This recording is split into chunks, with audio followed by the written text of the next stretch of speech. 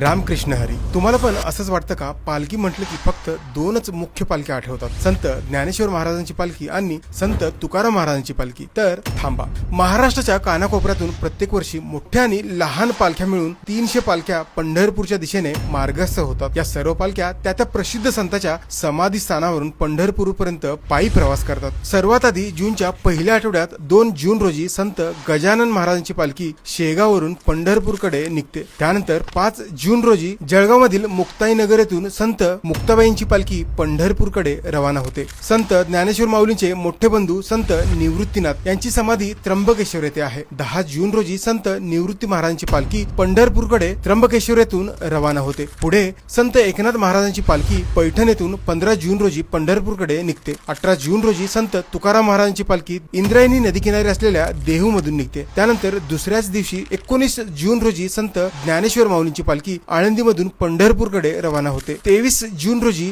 सासवड येथे माऊलींची पालखी पोहोचल्यावर त्या ठिकाणी संत सोपानदेव महाराज त्यांच्या भेटीला येतात. संत सोपानदेव हे संत ज्ञानेश्वर माऊलींचे छोटे बंधू आहेत. 23 जून रोजी संत सोपानदेव महाराजांची पालखी पंढरपूरकडे निघते. संत ज्ञानेश्वर माऊलींच्या समकालीन असलेले संत ज्ञानदेव महाराजांची पालखी 26 जून रोजी हिंगोली मधल्या नरसी येथून पंढरपूरकडे रवाना होते. आणि या सर्व पालख्या 3 जून नंतर हळूहळू एकत्र येऊन पंढरपूरच्या पांडुरंगाच्या दर्शनाला पोहोचतात. प्रत्येक संताचा एक वेगळा इतिहास आहे. तुम्ही कोणत्याही पालखीमध्ये जाऊन माऊलींचे दर्शन घेऊ शकता.